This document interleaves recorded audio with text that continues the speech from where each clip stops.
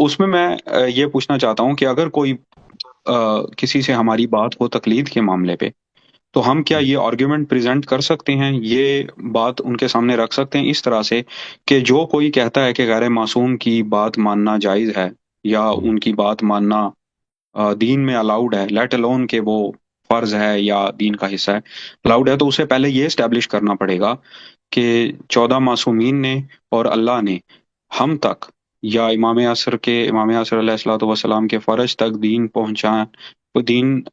دینے کے لیے یا دین پہنچانے میں کیا غلطی کی ہے کہ ان کو اجتہاد اور قیاس اور اوپینین اور کلیکٹیو تھاٹ کی ضرورت پڑتی ہے۔ کیا یہ بات صحیح ہوگی اگر ہم یہ اس طرح کہیں؟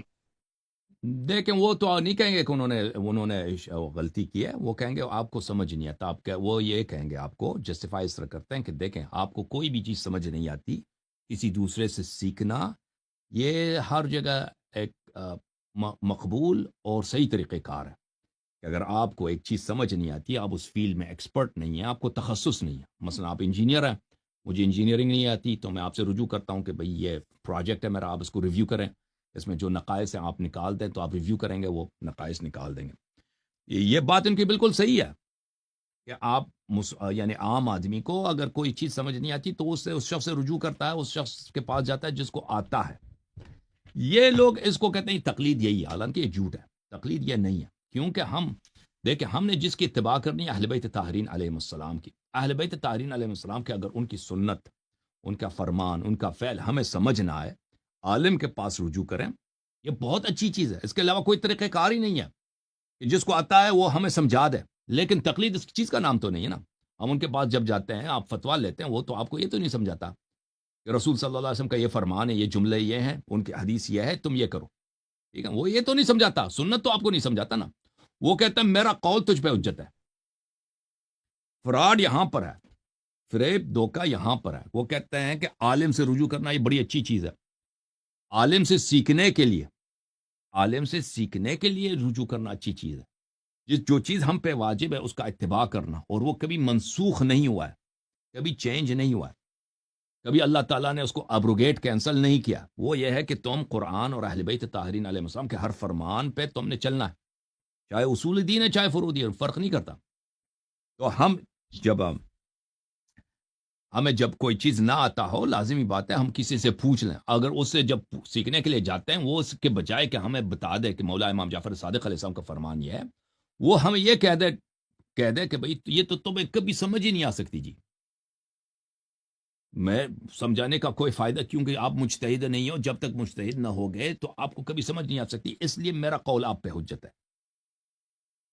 تو وہ آپ کبھی حدیث پہ عمل نہیں کریں گے، صرف اس کے قول پہ عمل کریں گے، اور آپ کچھ سیکھیں گے نہیں، صرف اس کے رائے کی سیکھیں گے، جو اس کے انڈرسٹینڈنگ ہے دین پہ، اس پہ عمل کریں گے، اس کو تقلید کہتے ہیں۔ یہ یہاں پہ فراڈ یہ ہے کہ اہل بیت طاہرین علیہ السلام کے اقوال افعال کو آپ بغیر مجتہد بنے سمجھ سکتے ہیں، بشرطے کہ کوئی آپ کو بتائے، اس میں کوئی مشکل ہی کیا ہے کہ بھائی فرمایا کہ وضو اس طرح لے لو، پانی ادھر ڈالو، پانی ادھر ڈالو، ادھر ڈالو، سر مسا کرو، اس میں مشکل کون سی ہے بھائی؟ مشکل کیا ہے کہ لوگوں کو سمجھی، بالکل سمجھ آ سکتی ہے، حلال حرام کے اگر دیکھیں، اگر اصول دین کے احادیث لوگوں کو سمجھ آ سکتی ہے، اس میں تقلید حرام ہے۔ اصول دین کے امام زمان علیہ السلام غائب ہیں، ان کی غیبت کی وجہ کیا ہے، یہ سب کیا ہے، یہ رسول صلی اللہ علیہ وسلم نے خطبہ غدیر میں کیا بولا ہے، یہ سب احادیث ہیں، اور اس میں شبہات شکوک بھی زیادہ ہیں، مخالفین کے ردود بھی زیادہ ہیں، وہ لوگوں کو سمجھ آ سکتی ہے اگر کوئی بیان کرے، ٹھیک ہے نا۔ تو یہ اللہ تعالیٰ دیکھ، اللہ تعالیٰ نے ایسے نبی کو نہیں بھیجا ہے، یہ ایسے ائمہ علیہ السلام کو اسے نصب نہیں کیا، کوئی ایسی باتیں کریں کسی کو سمجھ ہی نہیں آئے، مگر یہ کہ آپ 70 سال حوزے میں پڑھے تو سمجھ آ جائے۔ یہ ایک بہت بڑا مذاق ہے دین کے ساتھ اور ائمہ طاہرین علیہ السلام کے ساتھ۔ اگر کوئی آپ کو اردو زبان میں، آپ کی پنجابی زبان میں، آپ کے جو بنگالی ہیں جو بھی ہیں، اس زبان میں آپ کو شرح کرے، آپ مجتہد نہ بھی ہوں، وہ آپ کو سمجھ آ سکتی ہے، لذا عالم سے رجوع کرنا بہترین کام ہے، اور وہ عالم کی جو ہے کی ذمہ داری کیا چیز ہے کہ وہ اہل بیت علیہ السلام کے فرامین کو بغیر کسی ایڈیشن کے یا اومیشن کے، بغیر کسی اضافے یا نقصان کے، اچھی طرح سے ایمانداری کے ساتھ جتنا اس کو سمجھ آ سکے وہ بتا دے۔ اگر کوئی چیز اس کو سمجھ نہیں آتی نا، وہ یہ بھی بتا دے کہ بھئی یہ مسئلہ میرے لیے مبہم ہے۔ کوئی ضروری نہیں کہ عالم کو سب کچھ آتا ہو، یہ کوئی کسی مولوی سے کسی کی توقع نہیں ہے کہ اس کو دنیا کے ہر مسئلے آتے ہوں. اگر کوئی چیز ایسا مسئلہ ہے کہ اس کو نہیں آتا یا اس کے پاس حدیث ہے، کہتا ہے یہ حدیث دو مجھے سمجھ نہیں آ رہی، کیا کہتے بھائی کہ یہ مسئلہ میرے مبہم ہے، مجھے ٹائم دے دو، میں زیادہ مزید پڑھوں. پھر وہ ریسرچ کرے گا، بتائے گا لوگوں کو، ایک ہفتے 2 ہفتے کے بعد، اس کے بعد بھی نہیں سمجھ آئی، پھر بتا دے گا کہ بھائی یہ مسئلہ یہ ہمیں سمجھ نہیں آ رہی ہے، اس میں اہل بیت علیہ السلام نے یہ فرمایا کہ ایسے مسائل جو آپ کو سمجھنا ہے اس میں کیا کریں. ٹھیک ہے نا؟ تو اس کے لیے بھی اہل بیت علیہ السلام کے پاس سولوشن ہے. تو عالم کا کیا فریضہ ہے میرے عزیزو اہل بیت علیہ السلام کے مذہب میں؟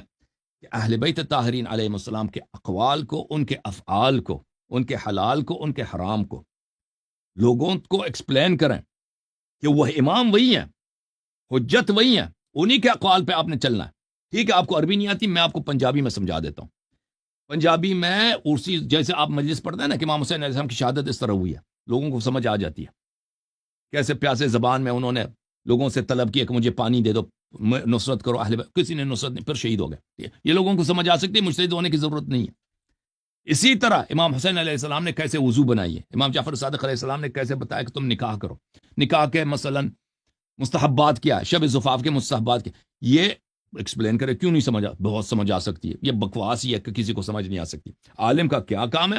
عالم کا کام ہے بغیر اضافہ کم کیے لوگوں کو پہنچا دینا. اب یہ لوگوں سے کہہ دینا کہ بھئی میرا کلام آپ پہ حجت ہے، ٹھیک ہے نا، یہ کتنی بڑی غداری ہے شیعوں سے. شیعوں سے کتنی بڑی غداری ہے عام عوام سے کہ ان تک آپ اہل بیت علیہ السلام کے فرامین کو، ان کو محروم رکھیں. ان کی زندگی گزر جاتی ہے، بچے ہوتے ہیں، جوان ہو جاتے ہیں، بوڑھے ہو جاتے ہیں، مر جاتے ہیں. ان کا کام یہ ہوتا ہے علماء کے فتووں پہ عمل کرنا کہ میرا کلام آپ پہ حجت ہے، میں کبھی ایکسپلین نہیں کروں گا کیونکہ آپ کو سمجھ نہیں آ سکتی. تو یہ اپنے آپ کو حجت بنانا، امام بنانا لوگوں پر، یہ امامت کا غصب ہے. اپنے آپ کو کسی نے امام نہیں بنایا، امام اہل بیت علیہ السلام. آپ کبھی حجت نہیں بن سکتے، میں کبھی حجت نہیں بن سکتا.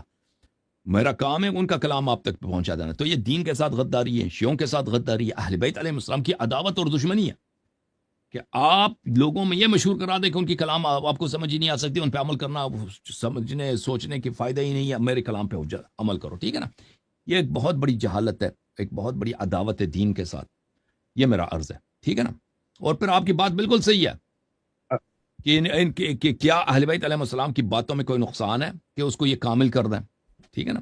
لیکن اس کو یہ مانیں گے نہیں، اس کو یہ مانیں گے نہیں کہ انہوں نے وہ اضافہ کم نہیں کرتے. وہ یہ کہیں گے لیکن وہ اضافہ کم کرتے ہیں، وہ بہت ساری کام کرتے ہیں، لیکن اس کے لیے ریسرچ کی ضرورت ہے کہ پھر آپ دکھائیں کہ بھئی یہاں پہ لوگوں نے ایڈیشن کی ہے، یہاں پہ اومیشن کیا، اضافہ کیا، کم کیا. جی ہاں. لیکن آپ یہ کہہ جی سکتے ہیں، بالکل. یہ آپ اس طرح سے بیان کر سکتے ہیں نا کہ کیا اللہ ایسے شخص کو اپنا میسنجر بناتا ہے، رسول صلی اللہ علیہ وسلم ایسے افراد کو اپنے جانشین بناتا ہے، ہادی بناتا ہے، جس کی کلام صرف گنے چنے لوگوں کو سمجھ آ سکتی ہے. ٹھیک ہے نا؟ اگر اہل بیت علیہ السلام کو کلام سمجھنا صرف مجتہد نہیں سمجھ سکتے نا، پورے آپ کے لاہور میں ایک مجتہد بھی نہیں ہے، اتنا بڑا شہر ہے، 20 ملین پتہ نہیں کتنی اس کی آبادی ہے، پورے ہندوستان میں ایک مجتہد ہے بھی نہیں، کسی کو کیا معلوم. ٹھیک ہے نا؟ پرانے زمانے میں تو یہ کہتے تھے کہ ہندوستان پاکستان میں کوئی مجتہد نہیں ہے.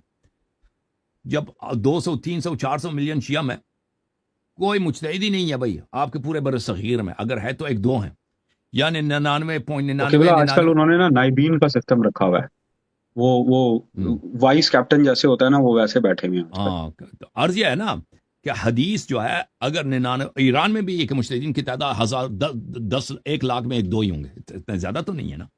عرض یہ ہے کہ کیا اللہ تعالیٰ ایسے شخص کو آپ کا ہادی بناتا ہے جس کا کلام صرف 1 ملین میں 2 آدمی کو سمجھ آ جائے؟ تو اس کو بنانا تھا نا، مجتہدین ہی کو بنا لیتا اللہ. نبی صلی اللہ علیہ وسلم کہہ دیتے کہ میرے بعد میں تم نے مجتہدین کی تقلید کرنی ہے. یہ کیوں بتایا؟ اور کہ تم اہل بیت علیہ السلام کی اتباع کرو، ان کی کلام کسی کو سمجھ ہی نہیں آ سکتی جناب.